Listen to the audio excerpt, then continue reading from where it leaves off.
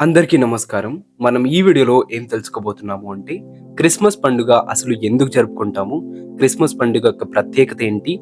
Christmas ఎలా మొదలైంది? అనే విషయాలను ఈ వీడియోలో తెలుసుకుందాం. ప్రతి సంవత్సరం డిసెంబర్ 25వ తేదీన ప్రపంచవ్యాప్తంగా క్రిస్మస్ పండుగ ఎంతో ఘనంగా జరుపుకుంటారు.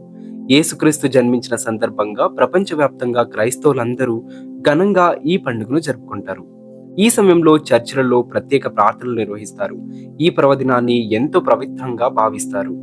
యేసుక్రీస్తు పుట్టి ఇప్పటికి సుమారు 200 సంవత్సరాలు దాటిందని చరిత్ర చెబుతోంది. జీసస్ పుట్టినప్పటి నుంచి కరుణామయుడిగా, దయామయుడిగా క్రైస్తవులందరి ఆరాధనలు అందుకుంటున్నాడు. ఈ సందర్భంగా క్రిస్మస్ పండుగ యొక్క ప్రాముఖ్యత తెలుసుకుందాం.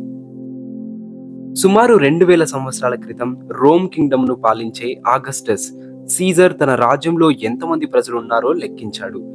ఈ లెక్కలను ఈజీగా సేకరించేందుకు ప్రజలందరూ ఎవరి స్వగ్రామాలకు వారు డిసెంబర్ 25వ తేదీలోపు చేరుకోవాలని ఆదేశించాడు.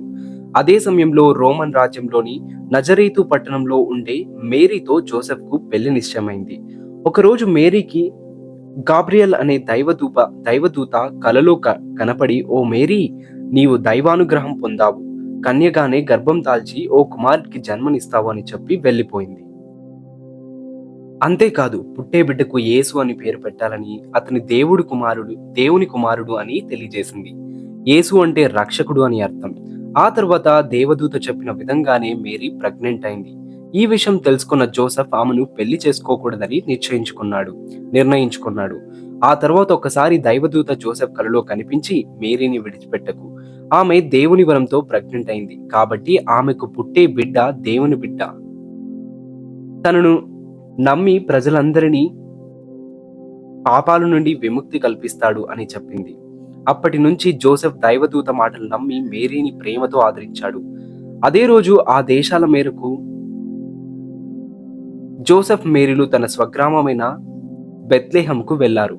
అయితే అక్కడ వెళ్లేసరికి వారు ఉండటానికి చోటు దక్కదు. చివరికి ఎలాగో ఒక సత్రం యజమాని తన పశువుల పాకలో వారికి ఆశ్రయం కలిగిస్తాడు. అక్కడే మేరీ యేసుకు జన్మనిచ్చింది. అలా 2000 ఏళ్ల క్రింద డిసెంబర్ 24న అర్ధరాత్రి వేళ యేసు జన్మించాడు. అప్పటి నుంచి ప్రతి సంవత్సరం డిసెంబర్ 25న క్రిస్మస్ ఎంతో ఘనంగా జరుపుకుంటారు. ఈ సమయంలో క్రైస్తవులందరూ తమ ఇళ్లను, చర్చులను అందంగా అలంకరిస్తారు.